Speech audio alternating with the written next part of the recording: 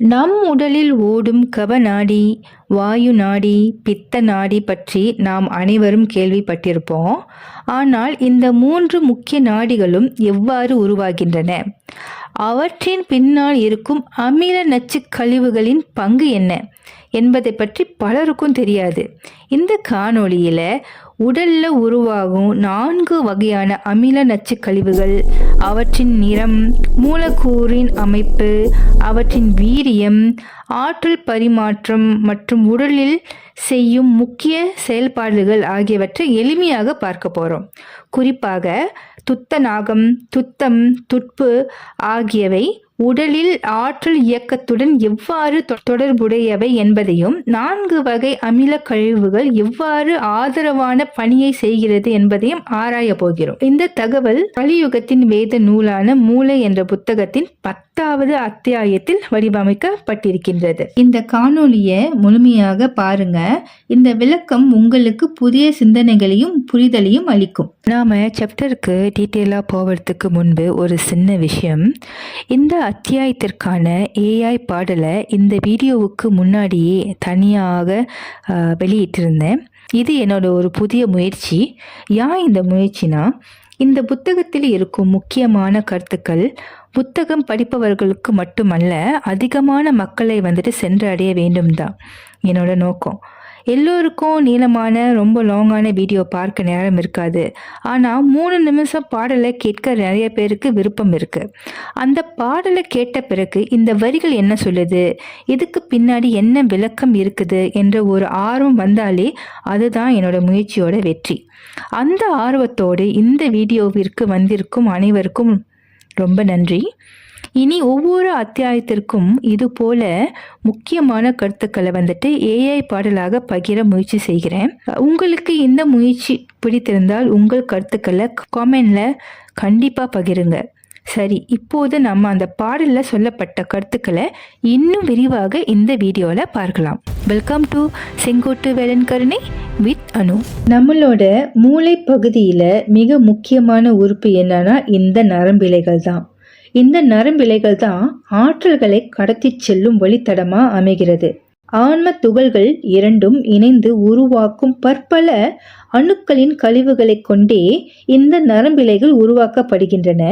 இந்த நரம்புகள் அமில கழிவுகளால் உருவாக்கப்படுகிறது. பாதரச கழிவுகள் கொண்டு உருவாக்கப்படும் இந்த நரம்பிழைகள் அதுக்குள்ள வாயு குமிழிகளை கொண்டிருக்குமா. ஒரு சிசு உருவான தருணம் முதல் அது வெளிவரும் தருணம் வரை இந்த வகையான வாயு குமிழிகளால் தான் இந்த நரம்பிழைகள் செயல்படுமா. ஒரு சிசு உலகத்துல பிறந்தவுடன் முதல்ல அந்த சுவாசிக்கும் அந்த சுவாசம் இருக்கல்லவா, அந்த வாயு, அந்த காற்று, அந்த காற்றின் மூலமே தான் இந்த குமிழிகள் அகற்றப்படுகிறது. அதுக்கு பின்னரே அந்த நரம்பிழைகள் காந்த ஆற்றல் பயணிக்கும் பாதையாக மாறுதான். நம்ம போன சாப்டர்ல பார்த்தோம் அல்லவா, ஆன்ம துகள்கள் இரண்டும் உராயிரப்ப முதல்ல வெப்ப அணுக்கள் உருவாகும். வெப்ப அணுக்களுக்கு அப்புறம் வாயு, நீர்ம மூலக்கூறு கொண்ட அணுக்கள், பிறகு நில மூலக்கூறு கொண்ட அணுக்கள் உருவாகும். இந்த அணுக்கள் உற்பத்தியாகும் தருணத்துல தான் இந்த கழிவுகளும் இணைந்தே உருவாகி இந்த நரம்பிழைகளை உருவாக்குது. ஒவ்வொரு அமில கழிவுக்கும் ஒவ்வொரு வண்ணம் கொண்டிருக்குமாம். அந்த கழிவுகள் வெளியாகுது அல்லவா, அந்த ஒவ்வொரு கழிவுகளுக்கும் ஒவ்வொரு வகையான வண்ணங்கள் கொண்டிருக்குமா. மூளையில உருவாகும் 3 முக்கிய அமில நச்சு கழிவுகள் மிக முக்கியமான 3 நரம்பிழைகளை அதாவது 3 நாடிகளை உருவாக்குதான். இந்த நாடிகள் தான் உடல்ல ஆற்றல் பரிமாற்றம் மற்றும் முக்கிய செயல்பாடுகளை செய்யுது. முதல் வகை அமில நச்சு கழிவின் நிறம் அடர் நீலம், அதாவது டார்க் ப்ளூ. இது பாதரசம் மற்றும் வெப்ப மூலக்கூறின் உராய்தல்ல உருவானது. இதன் பெயர் துத்தநாகம் என்று சொல்லப்படுற இந்த நச்சு ஜிங்க் தன்மையை கொண்டது. இதன் வீரியம் மிக கொடிய நச்சு, அதாவது முதல் தரமான நச்சுத்தன்மையாகும். இது காந்த ஆற்றல், அதாவது மேக்னெட்டிக் எனர்ஜியை கடத்தும் பாதையாக செயல்படுகிறது. இந்த நரம்பு சுழுமுனை நாடி வழியாக மூளையில் உள்ள 7 சுரபிகளுடன் இணைந்து காந்த அலைகளை கடத்துகிறது. இதற்கு தொடர்புடைய நாடிதான் கபநாடின்னு சொல்லப்படுற நம்மளோட கபநாடி, அதாவது மேக்னெட்டிக் எனர்ஜியை கடத்தும் பாதை. இரண்டாவது வகையான அமில நச்சு கழிவுகள் நிறம் லைட் ப்ளூ அதாவது இளநீலம். இது வெப்பம் மற்றும் வாயு மூலக்கூறின் உராய்தல்ல உருவானது. இதன் பெயர் வந்துட்டு துத்தம், அதாவது துத்தம் காப்பர் சல்பேட்னு சொல்லப்படுற இந்த நச்சுத்தன்மை வாயு மூலக்கூறு கொண்டது.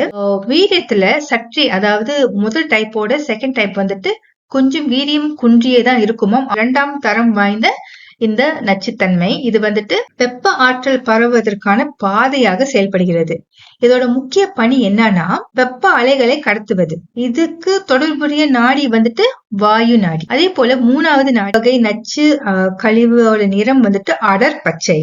இது வந்துட்டு வாயு மற்றும் நீர்ம மூலக்கூறோட கலப்புல உருவானது. இதன் பெயர் துட்பு என்று சொல்லப்படுற ஒரு வகையான எனர்ஜி. இதுக்கு வந்துட்டு இதோட நேச்சர் வந்துட்டு எப்படி இருக்கும்னா உப்பு தன்மை வாய்ந்தது. அமில கழிவோட தன்மை வந்துட்டு நீர்ம மூலக்கூறு. இதன் வீரியம் வந்துட்டு சற்றே குறைவான கொடிய நச்சு, அதாவது 3ஆம் தரம் ஆகும். இது இரத்த ஓட்டத்திற்கான பாதையாக செயல்படுகிறது. இதன் முக்கிய பணியே வந்துட்டு ரத்தத்தை கடத்துவதும், இது வந்து நீர்ம மூலக்கூறுடன் தொடர்புடைய சுரபிகளை உருவாக்குவதும் ஆகும். இதன் ஆற்றலோட பெயர் வந்து துட்பு, அதாவது உப்பு தன்மை கொண்டது. இதற்கு தொடர்புடைய நாடி வந்துட்டு பித்த நாடி. அடுத்து இந்த 4ஆம் வகை அமில நச்சு கழிவோட நிறம் வந்துட்டு லைட் கிரீன். இதோட வீரியம் வந்துட்டு மிக குறைந்த தரம் வாய்ந்த நச்சுத்தன்மை தான். ஆனா வந்துட்டு இதோட ஆற்றல் வந்துட்டு இந்த நரம்பிழைகள் வந்துட்டு மிகவும் நுண்ணிய நரம்பிழைகள், அதாவது டைனி நர்வ்ஸ் இன் பிரெயின், மிக நுண்ணிய நரம்பு இலைகளாக வந்துட்டு மூளையில தான் உருவாகும். நம்ம உடம்புல அது உருவாகாது. அது ஒன்லி வந்துட்டு மூளையில தான் இருக்கும். இதனால வந்து எந்த தன்மையும் எந்த ஆற்றலையும் கடத்த முடியாது. ஆனால் ஆற்றல்களை வந்து சேமிக்குமா, சேமித்து தேவைப்படுறப்ப வந்துட்டு அந்த ஆற்றல்களை வந்து பகிர்ந்திடுமா. இதோட தன்மை, அதோட எனர்ஜி வந்துட்டு உப்பு தன்மை சார்ந்த பிரிவு தான் அப்படின்னு சொல்லியிருக்காங்க. இதனால வந்துட்டு நிறைய விஷயங்களை சேமிக்க முடியும். அதாவது குருதி, காந்த ஆற்றல், வெப்ப ஆற்றல்கள் எல்லாமே வந்துட்டு இந்த சின்ன சின்ன நரம்பிழைகளால வந்து சேமிக்க முடியும். இந்த புத்தகத்துல ஒரு விஷயத்த பத்தி அழகா சொல்லியிருக்காங்க. அதாவது நம்மளோட நரம்பு இழைகளோட ஆற்றல் வந்துட்டு மிகவும் அளப்பரியதுன்னு சொல்றாங்க. ஆனா அதோட உருவாக்கமும் நச்சு கழிவுகளால ஆனது. அப்ப இந்த மூளையோட ஆற்றலை பத்தி நாம கண்டிப்பா உணர வேண்டும். இந்த வரிகளை நாம் படிக்கிறேன், கேளுங்க. மூளை என்னும் உறுப்பு தன் கழிவுகளையே திறம்பட கையாள்கின்றது எனில் அமிர்த ஆற்றலையும் அணுக்களையும் எவ்விதம் கையாண்டிடும் என்றே பரிபூரணமாக உணர வேண்டும். ஸோ நம்ம போன சாப்டர்ல பார்த்தோம் அல்லவா, இந்த பார்க்கடல் ரகசியம் நம்ம மூளைக்குள்ள இருக்குன்ட்டுன்னு. இந்த ஆன்ம துகள்கள், அதாவது உயிர் துகள்களான இந்த பாதரச துகள்கள் ஒன்றோடு ஒன்று உராயிறப்ப முதல்ல வெளிவந்த இந்த அமில கழிவுகள், அதாவது நச்சு கழிவுகள், பிறகு நல்ல ஆற்றல்கள் என சொல்லப்படும் இந்த அணுக்கள், இறுதியாக இந்த அமிர்தம், இந்த மூன்றும் வந்துட்டு உருவானது அல்லவா. அப்படி இருக்க இந்த தீய ஆற்றல்கள் என்று சொல்லப்படுற இந்த நச்சு கழிவுகளே இப்படிப்பட்ட ஒரு பெருஞ்செயலை வந்து செய்யுது. அப்போ இந்த நல்ல ஆற்றல்களான இந்த அணுக்களும் அமிர்தங்களும் இன்னும் எப்படிப்பட்ட செயலை வந்துட்டு செய்ய முடியும், அதாவது அந்த மூளைகளுக்குள்ள வந்து எப்படிப்பட்ட ஆற்றல்கள் வந்து இருக்கு என்பதை பத்தி நாம உணர வேண்டும்னு சொல்லியிருக்காங்க.